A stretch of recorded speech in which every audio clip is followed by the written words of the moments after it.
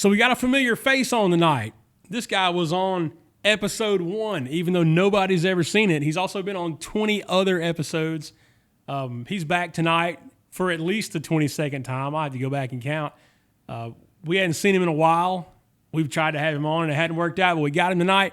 We're going to catch you up with the life and times of my number 4 brother, Drew Burnham, from the stage at the gallery at Romega Studios. Welcome to Burnham Podcast. I'm your host, Danny Burnham. I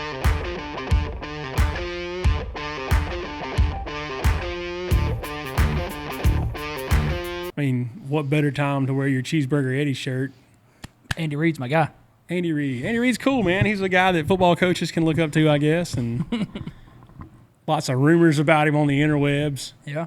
Is it true about the pride stuff with him? Have you heard this? I don't know this. That he's like, you can't be involved in the pride stuff and play for the Kansas City Chiefs. Like, I don't know if that's a Don't know that. I do know Andy's Mormon. Is he? Yeah. I didn't know that. Yep. So knowing that could be true.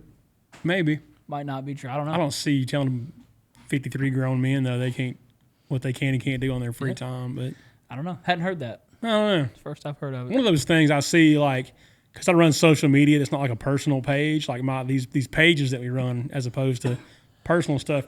They show you all kinds of stuff just to fill your timeline when you're on like the Burnham Project Facebook or whatever, and I see it and I'm like, I don't buy that. Most of the stuff I see on there I don't buy. People on there are like, LeBron's better than Michael Jordan. Well, that ain't true either. So, there's that. Anywho, how you been? I'm good. Good. Got to come home for a week, so it was fun. In the great state of Georgia. That's right. Back from... when I left, left Nebraska, and it was 75 degrees. We were fishing every day, and I come home, and I had to stop sweating since I got out of the car. It was 94 degrees, I think. Well, the temperature, the real feel or whatever was 110, I think. But yeah, and we get it. It happens, and we get back here. It's, beginning of July now, and we'll get back out there in July, August. It'll be 95, 100, humid, the whole nine, just like here, but that'll be the end of that. And it didn't start in May, and or April. Well, ours didn't really start. It's not going to go until October. We didn't start in May this year. Our May was really nice. We got a lot of rain. There was a lot of clouds. I think we had 2 days in May that were above 80. Yeah, it was nice. It's been nice fishing weather though, man. I've been wearing those largemouth bass out there. Man, in Nebraska. I thought it was cool that you were catching largemouth in Nebraska because that's our state fish here. Yeah. No, we've been wearing them out, man. So it's been fun. Good deal. So Nebraska's been an entire experience for you, right? Like not to just say the least. You can go. There's a million places you can go, and it's going to be relatively the same thing. Yeah. As long as you're in a town like Jacksonville, Alabama, or Murray, Kentucky, or even Hutchinson, Kansas, you get some of the same stuff. Hutch, you're starting to get out there because if you get outside of town, that's a different world. Oh yeah. But you're still in town. There's no town where you are. No, our town is just us as a population sign when you come into town, and it says 865, but I don't know how true that is. Carrie did the research on it and said that we've got like 220 registered voters in town or something. Wow. So if the college wasn't there, the place would dry up. So you got to figure there is here on Broad Street in downtown Rome, Georgia, a town of 80,000 people, like not a giant place. I think we're still about 80,000. There are 400, is that right? 400 parking spaces on Broad Street, these 5 blocks? Yeah. So, like, bring the whole crew down. We're half full. The whole town could. So you talk about an 800 population. Like some of those are kids. They ain't driving. Yeah, listen. Let me tell you about that 800 population. I ain't seen half those people yet, and I've been out there 2 years. Half those people probably aren't real. So yeah, I think that number got. But it's you come into town. We've got a coffee shop. We've got a gas station. There's a kitchen in the back of the gas station. You get good gas. The pizza in there is actually pretty good. So you get good gas station food, and then you roll and you're into gas station food. That's it. And then you're into the college campus. When you go past the college campus, you go through about an eighth of a mile, maybe as much of a quarter of a mile of little residential area, and then you get to downtown. Downtown is a post office that's open half a day in the mornings, 5 days a week. The lady leaves at 11 and goes to work the post office in the next town. And then we've got, she works us in the morning and the next town in the afternoon. We've got a bar. and somebody just opened a boutique down there. Boutique. And That's then you pass bougie. the volunteer fire department and the boat ramp to the Missouri River's on your right, and that's the end. So It's cool being by the river then, I guess. yeah, no, we're a river town. Tango just left. I know he just bounced in the middle of us recording the show. The light's still on. I guess we're still recording. But yeah, so it's a river town, and we go down there and fish the boat ramp or whatever, but man, that's it. And then we've got 2 towns, one north, one south of us that we go eat their restaurants and shop their Walmart and do whatever, but it's 25 minutes to there and it's an hour to Lincoln and Omaha. But what's been cool is like I've never lived in that part of the country before. Yeah. Truly, like we were in Hutch and that was you're in central Kansas really. And that was cool or whatever, but to really press into the north, Nebraska. I mean, we're 2 hours from South Dakota. Yeah. Like you're up there. Yeah. Yeah. You're way And far we took a weekend trip to Minneapolis last year. Which is a year ago right now. Actually, we were in Minneapolis. I was just got it on my social media memories today. Month But after you got married. yeah, but it was, man. We went up and did Minneapolis, and we've been all over like Des Moines and that area, and Minneapolis was a place that was cool on the Mighty Ducks, but I was pretty sure it wasn't real, And you get out and see these places, and it's neat for a guy who grew up and spent all of the early part of his life in this corner of the country to really start getting some other places and seeing stuff, because we leave a lot, man, because there's not much in Peru, But what do you do there? You drive the neighbor's combine, I guess. Yeah. But like, how many times is that cool? Yeah, no, that was really cool once. Don't know that I have to do it again. We went out and worked the ranch, worked some cattle. Yeah. That was really cool once. Yeah. Kyle asked me, the kid, it's one of my former players that works a ranch out western Nebraska, and I went out and worked it with him for a day. One weekend a couple weeks ago, and he said, we're about halfway through the day, and he said, hey, man, you ready to hang up the whistle and quit coaching and just come out here and do this full time? And I said, hey, no. He said, well, you're not having a good time? I said, no, I'm having a great time, but this time next month, I would not be having a great time. One of those things that's fun to do. Yeah. Like, I did that once. It was great. We went out and we stretched a bunch of barbed wire around, built him a new fence around a field that he put a bunch of cows in, and then we built the fence. We went back. We got cows into the chute, pulled them out of the pen, put them in the chute, re-tagged them, vaccinated them, did whatever you got to do, sent them out, and then he gave us 30 pounds of ground beef and said thanks for working and sent us home. That was it. So we're gonna send you home hungry. No, that's nice. I'm not gonna give you money, but here's a bunch of ground beef. Go home, have a good time. So me and Carrie have had a lot of taco nights in Peru. 30 pounds of ground beef. Yeah.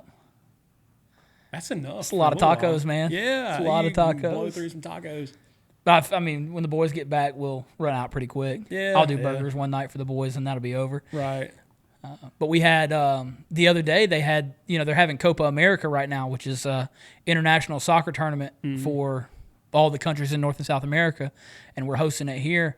And the Peruvian national team was going from Dallas to Kansas City, and they had a deal with Adidas where the Adidas company was taking a few of the guys off the team, and they were taking them to, a couple of different places around the country and shooting this blog. Yeah.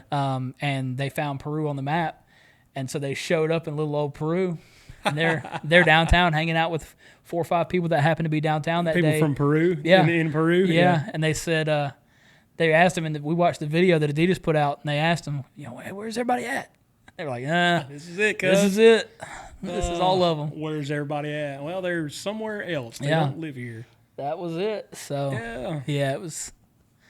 But, yeah, you get stuff like that, man. And people, what's really funny, and it's happened a couple times since we came home last week, but people will tell you, people ask you, well, where y'all are in from out of town? Where are you from? We say, we're from Nebraska. Oh, well, my aunt lives in Omaha. I spent a lot of time in Nebraska. Tell me where you're from. I'll know. I'm like, no, you won't. Nah, you won't. Yeah, and we say we're from Peru, and then where's that? Yeah, it's yeah. Literally, it's happened to me like 3 times since we got home this week.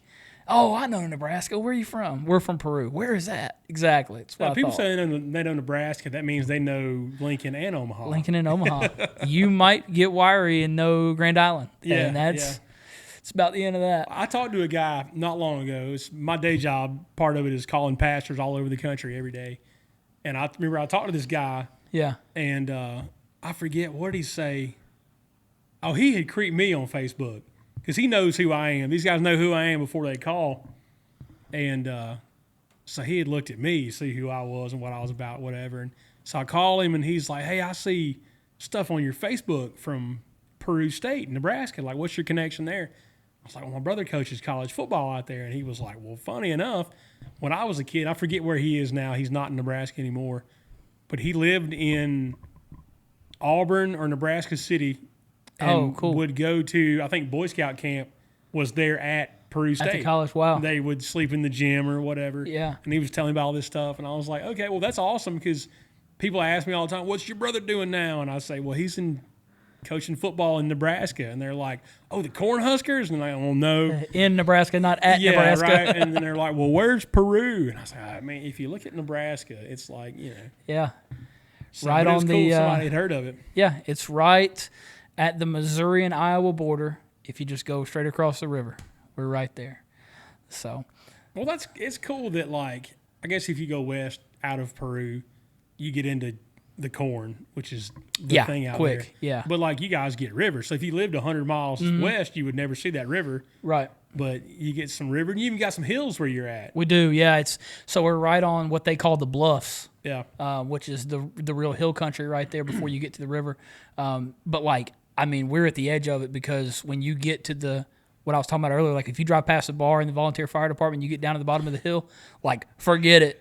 Yeah. It looks like how you came to Hutch and saw how flat it was. Like, as soon as you leave town, it's you like that because that's the river floodplain. Right. And all that's actually underwater right now. They've had the Missouri River's flooding right now because of the snow melt. Yeah. It's coming down the river. Snow melt. Yeah. That's wild. But yeah, so that's whatever. But no, it's actually really hilly where we are. And I'd love to tell you what the elevation change is from my house to my office, but I mean, it's straight up a hill. It's probably the greatest elevation change in the entire state. Probably. From point A to point B, whatever the measurement is. From my office to my house. Yeah. That is probably the highest elevation change in that state. That's wild. But it's a cool, man, it's like, we were just talking about it today, it's me and one other guy on our staff that are both from Georgia. And the high school football is so good here, they let us recruit the state. We have more players on our team from the state of Georgia than any other state in the country, including Nebraska. Bless their hearts. Well, they got so many high schools out there that are playing 6-man ball, 8-man ball, all this stuff. And it's just not the same. But we game. come down here and tell these kids, like, hey, it's a little tiny place. There ain't nothing to do but play football and go to school. You're not going to be distracted. And we have got a cult following. Yeah. Our fan base is unreal, and these people, nobody leaves that area when they graduate. Yeah. They've been playing football in our same piece of dirt since 1901. So you've got 100. Not a slight on the stadium, just stadium's awesome. In the same place. Yeah, stadium's awesome, but they've been playing football in the exact same spot since 1901. You got 120 years of alumni who are all from the area. We're really the first crew that has come in there and really branched out and nationally recruited. Yeah. So everybody was from there. Nobody left. They're all still there. And so the only people that are still there. That's it. There. Yeah, but they come from wherever they're at, Omaha, Lincoln, Kansas, Missouri, Iowa, wherever they're at. They show up every Saturday, and stadium's still rocking. So I mean, it's really cool. We walk out. It never ceases to amaze me. I'll walk out of the door on Saturday afternoon into the stadium and go, where did all these freaking people come from? Where are they all the time? Because they were not down at the Mexican restaurant. They weren't. They weren't. But they turn out, though. I guess, and I mean, you're looking for something to do in that area. Yeah. We were talking earlier about the Barrow Whalers. Yeah. I got the shirt on, matter of fact, the Barrow Whalers. How, like, everybody in town comes to the game because what else is there to do? What else are you going to do? You think we're isolated. You think we're a small place. Oh, man. If you've never heard of the Barrow Whalers, go Google that. Give Coach Chris Battle a follow. That's my guy. Yeah. But, man, it's Yeah, you want to talk about isolated. Check them out. Yeah, no, that's a different thing. They're up against the literal top of the world up there. Yeah. But I don't know. You probably have got to feel like you're at the top of the world. Man, it feels like it's. I tell you, what's funny is culturally the differences. You know, whether that's the weather or the people or the terrain or whatever. But I come down. I recruit Southeast Georgia. I'll come sign kids out of Brunswick or Savannah. Nice places, big cities, on the beach. Yeah. You know, and you take these kids and you send them to Peru, Nebraska, and they look out their window and they see snow for the first time in their life. Ooh. And they go, "Oh, day's over. No, it ain't, sunshine. That ain't enough. We're going." Yeah, it ain't a snow day. Know, and the kids, even the kids from North Georgia where they've gotten a little bit of snow, anytime they say snow here, shut it down. It's over. I don't care how much it is. Well, over there, nah. We got the sidewalks clean enough. We're good. Let's go. Just watch out for the ice or yeah. whatever. You're like, well, there's 10 inches of snow on the ground right now. I'm not going to school. Yeah, you are. So that we fight that battle a little bit with those guys, but they all love it. Our retention's been unbelievable with these guys who come 1,000 miles to go to school.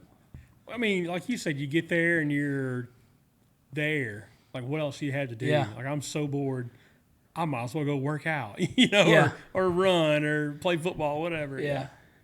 But my homework, as it were. But the key to that is, like, you better tell them when you're recruiting them before they show up. You better tell them, hey, homeboy, there ain't nothing out here. It's just us. Yeah. And you can twist that into a good thing. Right. But you better tell him. You know, I just got a kid back that I was recruiting the first time around, and he ended up going to an unnamed one of the service academies. I'm not going to throw anybody under the bus. But he tells me, hey, Coach, I'm gonna go do this thing, and I'm like, I thought because I knew he had that offer before he got ours, and I said, well, you told me you didn't want to go in the military. Yeah. And he said, well, yeah, but Coach said I don't have to, and I can just go to school and I can just do this and that, and then I can choose to not, commission if I don't want to. Can they do that? So I studied it. My understanding of the rule is you can choose to not commission when you graduate from one of the service academies. You can say I don't want to do my military service. Yeah. But then you owe them all the money for your 4 years of education. Ooh. And at West Point or or any other places. Air Force Academy or the Naval Academy, wherever, right? None of those places are cheap. Yeah. You're talking like Ivy League type education. Yeah. And so, when you graduate and you say, I don't want to commission, and they say, that's fine, where's that $500,000 you owe us? Yeah. Well, crap. Yeah. You know? Yeah. So that's my understanding of the rule. That may be wrong. If anybody knows, please let us know what that rule would be. But that was my understanding of it. He's like, well, they told me we wouldn't have to do that. And I was like, they lied. They did. And so we talked about it all or whatever. And he decided, he's like, Coach, I'm going to go. I want to go. It's Division I football. It's a great opportunity. Yeah. I want to go. And I was like, okay, go ahead. And then he went, and they stuck him in the prep school. He didn't get into the academy immediately, and he went to the prep school, and he had to do all the whatever, and he's still doing 5 a.m. PTs, and he found out, they did cut my dreadlocks off when I got here, and they did this, and they did that, and he calls me in December. Yeah. Calls me, and he's like, hey, my name's in the transfer portal. I'm like, well, that took a lot less time than I thought it would. You know? He's like, my name's in the transfer portal. Can you help me? And I was like, well, you were a stud. So let me go talk to my head coach and figure it out. Really fast. But it was, here's the deal. The kid went to West Point. Yeah. Or whatever other service Naval academy. Like, I don't know. They don't let bad kids in those places. Right. They don't let low GPA kids in those places. Yeah. He was a stud human being. He was a stud athlete. I absolutely loved recruiting the kid. We signed the other 2 guys that I was recruiting from his high school. Yeah. And so we got him, and he went through spring ball with us, and he's going to have a great year this year. But you just hear so many stories right now, and you see guys like Nick Saban getting out of the game. Nick's done this his whole life. Yeah. Right? And you see him getting out of the game, and people say, well, Nick's old and he retired.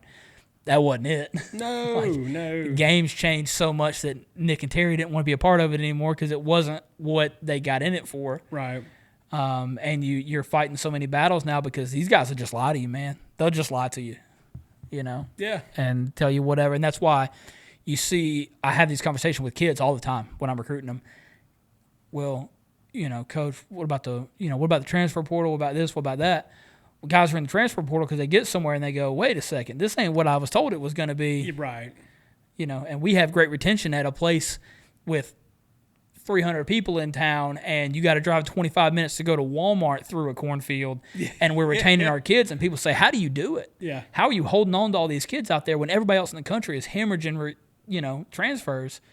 Because I don't lie to you. You know what you got when you showed up. Yeah, it's not a surprise. Just don't lie to a kid. So, yeah, the business is upside down right now, man, and I hate it because they're killing college football. But yeah, that's got to be tough because that's what you always wanted to do. And now the thing that you always wanted to do doesn't really exist anymore. Yeah. Well, I was Not just at the higher levels, at least. Yeah. Well, I was just having the conversation. Me and you have had the conversation. Yeah. And then the other day I went to lunch. He was passing through town with my buddy that coaches in the NFL. And I told him, he mentioned it to me, and he's like, hey, you still all the way out on the NFL? Because I had that internship in 2014 with the Ravens. Yeah. And he and I had talked about it because he always wanted to coach in the league. And he's like, well, what's it like? What's different? What's the same? Whatever. And I said, man, I don't care if I ever go back to the league because it's so impersonal. It's so business. Yeah. You don't have relationships with the guys. You don't have the things that I love about it. You don't have that in major college football now either. Right. That's why Nick got out because, you're so what's the difference? It's not about development anymore. It's not about relationships anymore. It's about money at that high level. So he got out, and so me and him were talking about it over lunch, and I was like, listen, man, like if you start talking about major jobs, where people are making serious money and they're doing all this stuff, like might as well go to the NFL because what you loved about college football doesn't exist anymore at that level. Yeah. If you want those things that you loved about college football and made you want to do it, I got to stay where I'm at. Yeah. Like they don't exist at the high level anymore. Right. So it is what it is. But yeah, I don't know. That stinks, man. They are ruining the game. But I don't know. On some level, I guess you got to make the most of it. You figure out how long can I stay where I'm at, and make money for a school that size. Yeah. And that's like I said, that's the draw of the level that I'm at now. Yeah. Right. And I've, early in my career, I was some bigger places, and that was cool. People say, man, do you want to go back to the NFL? Do you want to go back to Division I school? Do you want whatever? And I'm like, well, that'd be cool, whatever. But in reality, what I love about this job only exists at this level now. So I'm cool to stay if I have to. like, it's not a, I like where we're at. Yeah, yeah. So. Yeah, and Carrie Mae was on back in December. Yeah. So she gave us a pretty good commercial advertisement for Peru State. Yeah. We feel like we're familiar with it now, but it's wild some of the stuff that comes out of there, man, because we've got – I think when I got there and I started learning about the school, the history of the school, and all the stuff that you have to know to recruit kids and tell them information about your place, there was a point in time where like 75% of the teachers in the state of Nebraska came through Peru State College. Oh, yeah. Or something. Well, it was Nebraska Teachers College at some point, initially. right? Yeah, in the beginning it was the Nebraska State Teachers College, and so you had that. But, yeah, an overwhelming number of the teachers in the state of Nebraska were alums of Peru State. We've got a criminal justice program where our guys go to get embedded in the prison. And we've got kids talking about, hey, I found a shank today. And we're like, where were you doing that? Well, I was tossing cells. What? I was searching cells. So, they do that stuff. A bunch of our business school students just went to Orlando to the National FBLA convention and got into some national competitions. And they inducted our advisor, Dr. Grotrin. Cool. She's the head of our business department. Yeah. And they inducted her into the FBLA Advisor Hall of Fame. Huh. So, you've got all this stuff going on academically at that place in a lot of different areas, which is awesome. Yeah. And then I was telling you about kind of the cultish support that we get from the alumni and the fans, and they just built us a new – this is a full-on commercial at this point. This is awesome. Yeah, bring it. Let's but they just built us cool. – just inflated it the week before we left. They built us a new indoor $15 million indoor facility. I saw the thing, and I wanted to bubble. Go jump on it, It was funny. So they let us in there the day after they blew it up. And it's I thought that to hold it all up, it was going to be like, like hard. Yeah. Whatever. And I went up there and it was like, the material feels like a pool liner. Yeah.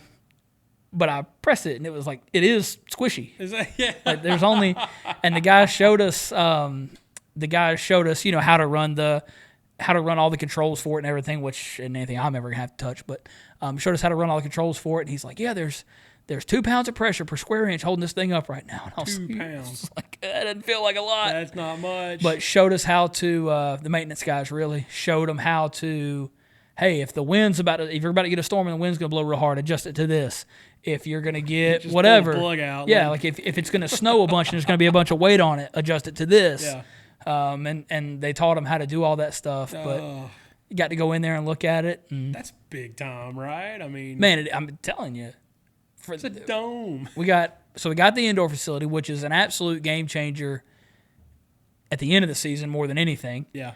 You can go inside when it might be 0. Yeah. You know, and so we got that. They just did the stadium renovation a few years ago. Got that. I mean, it's an awesome time to be out there. But there ain't nothing out there with you. Oh man. Well, I mean, it's a focus thing. Yeah. That's all you got to do. And that's good. But that's what you came here to do, kid. Then you can also take part in some of the culture. Like, there's not much going on, but like you can belong to the place. Yeah. No, that's been fun for us and her as much as me, I guess. But we did go out to the Eastman farm and get in the combine and harvest some corn. And we did do that. I did go out and work that ranch, and we do the Rivertown stuff. They created Arbor Day in Nebraska City, right north of us there, and they do a big festival every fall. We go up there for that. Arbor Day for the trees. There's it's cool. Yeah, there's a lot of culture up there. So this is number. Let's see. You've been to Jacksonville State. Yeah, Murray college number 5, if I count right. Jacksonville, Murray, Shorter, Hutch, and Peru. Yep, 2 high schools in between, and the NFL internship in between. Yeah. So you got one of them resumes now, right? It's all over the place. Yeah, different levels. You wonder if it's a bad thing sometimes, and they go, "Well, how come you move so much?" Yeah, if you look at other coaches' resumes, that's the same thing. You see that guy, I stayed here for a year or 2 or whatever, and yeah, it's the same thing. Yeah, but that's the thing. Professionally, I've done it long enough now. I'm not an old head yet, but I've done it long enough now that I've got players that are getting into coaching now. Yeah. And they ask you things like, hey, what career advice do you have for a young coach? Can you look over my resume and try to help the me? Army. Yeah, don't do it. Run for your life. Do you have resume help? Can you, how do I start networking from nothing?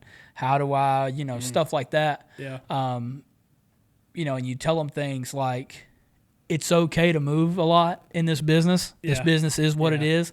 It's okay to move a lot in this business, but you better be able to explain it. Yeah. And that was something that I got from John Gruden when we met him when I was in Baltimore. Gotta love Gruden, man.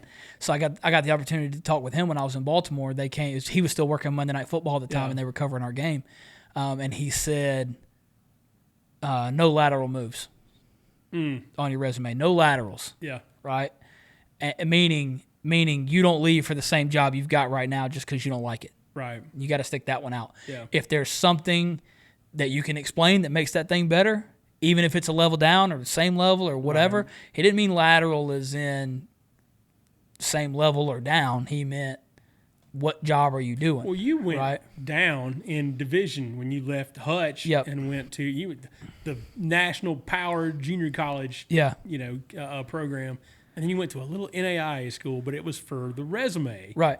Yeah. Because you were like the assistant's assistant. Yeah. And it was a situation where I'd gotten out there, I'm a career offensive guy. Mm-hmm. I'd get out there, coming off of COVID when I wasn't even coaching anywhere. Yeah. And you go out there and your buddy's the defensive coordinator, so you got to coach defense. Shout out Tate Omley. That's my guy, man. But now it's a chance to get back on my side of the ball again and reestablish. Right. So that move made sense. The move to Hutch made sense because it was COVID. Nobody had a job. Yeah. The move to Shorter made sense because I was off the field in the GA at Murray. Yeah. So that move made sense. The move to Murray made sense because I was in high school. It got me back into college. So all those moves made sense, but you can explain them all. And that's what I tell these young guys is like, you can move as much as you want to in this thing, but it better make sense. You better be able to explain it. So yeah, that's where I'm at right now. What's this lateral move after my church, right? What do I do now? I got a day job. It ain't the end of the world. You got to get you one of them D1 churches. A D1 church. Yeah, I think we were at NAIA, but the funding ran out, and here we are. But a D1 church, maybe a mid-major, right? Yeah, there you go. Group of 5. I know a guy at a ACC church. I'll plug you in. Yeah. Man, you got a Big 12 buddy out there in Texas. Yep. He's rolling. Get on staff at a joint. That's what I got to do, right? Yeah. No lateral moves, though. No lateral moves. You better explain it. Well, it's tough because I just started out. I'd done other things before, but I started out as a pastor. So what I'll do now? Yeah. Be an assistant pastor? It's a giant church. It's okay. You need the Nick Saban pastor rehabilitation program. Oh, man. That's it. Yeah, I need to go be somebody's analyst for a couple of years. Yeah. Bounce back like Sarkisian and all those guys have done. Yeah. No, it's good though it's an exhausting profession, man, because it never ends. There's something going on year round. It never ends, but you also never make it. No, you never make it. No, if you look, and this is what's funny, if you look at the guys who had life-changing jobs 5 years ago, right, and look at the total makeup of college football. And go back and look at who all the Power 5 head coaches were 5 years ago and count how many of them still have that job and how many of those guys who don't still have that job have any Power 5 head coaching job. And you'll be amazed at how fast that thing turns. Yeah. And guys never catch back on, right? Now, some of those guys win. Jimbo Fisher won. He made right? it. All he won. Charlie Weiss won. Yeah. Right? Yeah. All these guys, they won. You want to give me $100 million to go away? Sure. I'll take it. Great.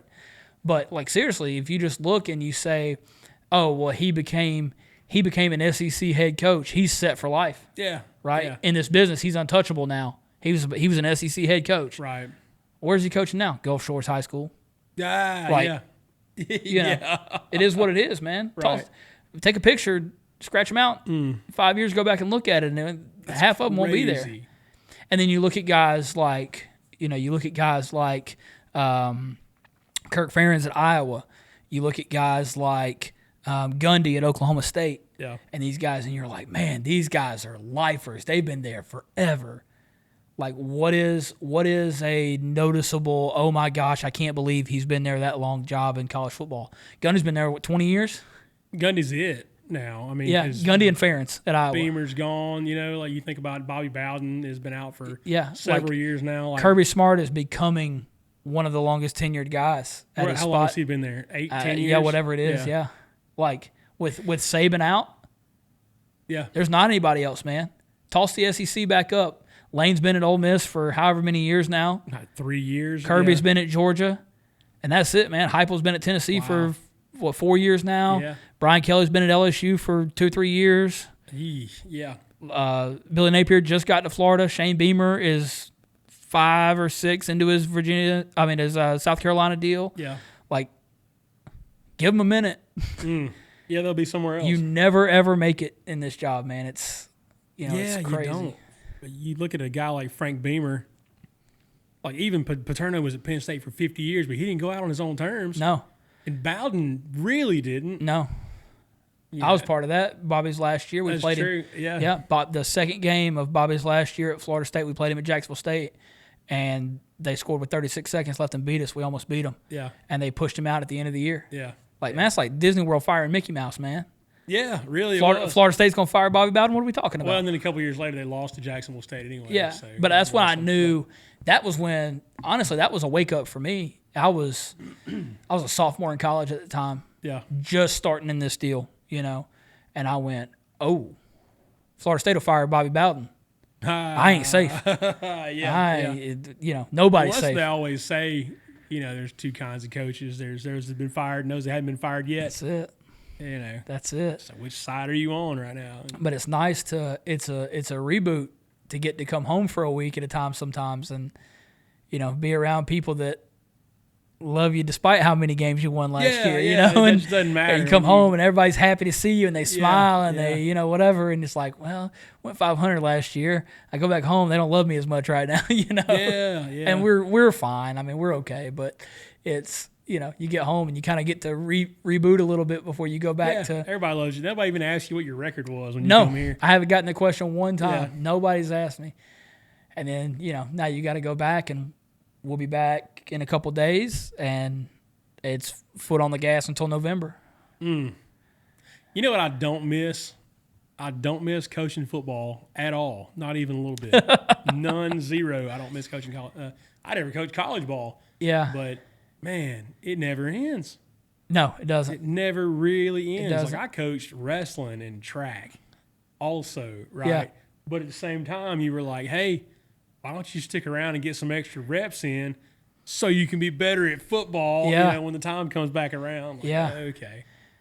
It was, you go from the season straight into recruiting, and then straight out of recruiting season into spring practice, and then straight out of spring practice into spring recruiting, straight out of spring recruiting into camp season. You're traveling all over the place working these camps, finding kids for next year, and then you get this much vacation time, and then it's fall camp prep, and you're done. But it's not like you're teaching class. Coaching college football is easy, right? Yeah. But, it was funny the year that I was out, and, COVID was going on. I was working at a golf course. You were living in my camper. I was, yeah. It's sad. And, all that was going on. And I'd be in the clubhouse at the golf course every day, and it's Saturday, and the place is slammed full, and I'm sending people out and getting tee times hooked up and all this stuff, and peeking over their shoulder at the TV in the back of the clubhouse to see what the score was on the game I was watching. Like, gosh almighty, I wish I was doing that right now. Oh, man, yeah. And game day is easy. Everybody loves Saturday. Well, I think if I could just go back and coach on game days. Yeah. Like maybe. I might do that. Saturday's easy, man. But, like, what do you do? This is the stuff, it's being able to serve those guys when they need you. Yeah. And selfishly, the feeling you get when they really, really need something and you're the one they come to. Yeah. I like being able to be that guy. I like being able to help you when you get a kid who shows up and tells you, Coach, you just found out my mama's dying. Yeah. Like, that's uncomfortable. That's really hard. Yeah. I don't enjoy that. Yeah, but you're who that kid's got. I like being that guy for that kid. Yeah, you're who he's got when he's hundreds of miles away from home. Yeah. And he gets this phone call. Yeah. Like, well, I gotta go talk to my coach. Yeah. Like, holy smokes. Like stuff like that. Now we're off the field, right? And forget about X's and O's. Yeah. We're just trying to get this kid through life. And that's pretty heavy. A lot more often than that, it's, Coach, my girlfriend broke up with me. Coach, I'm failing this class. Coach, I don't know how I'm going to pay my remaining bill for school. Coach, I don't know how I'm going to whatever. Right. It's those things more often than not. But still, like, it's big time stuff to these kids, and they don't know where to go, and they need somebody. And that's why I love college football, man. Is because the high school kids don't really have those problems yet because they're still at home, and somebody's still taking care of them. Yeah. And the pro guys pay off all those problems, and it don't matter, you know. But it's these other guys, and you're teaching them how to live life. Yeah. How to be an adult. Yeah. How to live on your own, And you get those guys, and that's the fun part, man. Yeah. And Saturdays are fun. Everybody loves Saturdays, but that's the stuff I love. That's cool, man. You get, I just got last week. I just got a wedding invitation. I'll be there, JT Webb. You're my guy, right? You get those. You get baby pictures. You get those things. Man, that's why you do it. That's what makes it cool. Yeah, yeah. That's really. If that's not why you're in it for the wrong reasons. Yeah. You got to be in it for the people. Yeah. Just about anything you do should be, at least, especially when you're talking about the numbers of people that you deal with. Yeah. So that's what makes it great, man. Yeah. And then, hey, you get Saturday. Yeah. And you get game plan Sunday and Mondays where you get to go in and scheme everybody up and, try to be the smartest guy holding the marker, and you get those things, and that's fun too. I like that stuff. But ain't nothing like it, man. Yeah. Ain't nothing like it in the world. That's cool stuff. It is. Well, that's what I don't know where Tango's at. I don't know how much time we got. Who cares? You know what we can do, because this is podcast got my name on it.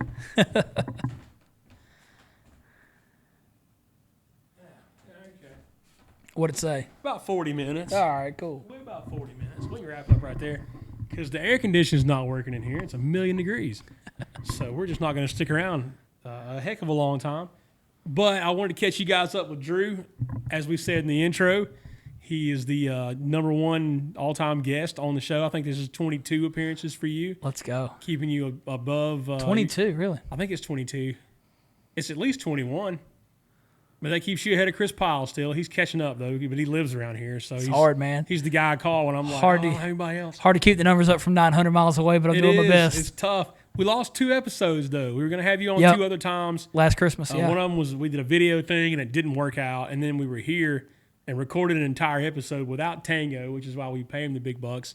And I never unmuted your microphone. Yep. So it was a one-sided conversation for an hour and a half. But we sat down here. Tango's got all the buttons going. Everything's working. He's not in the room right now.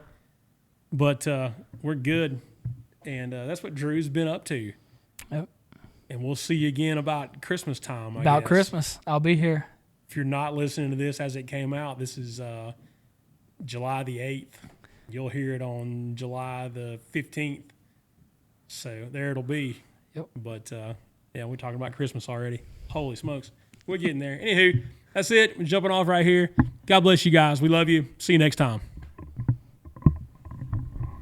I'm just going to roll right into the intro. You can sit here or you can not. Whoa! It's bad form when that happens. You got to hang the... See, I'm doing it right here. You got to hang the boom out over one leg. Like that. There you go.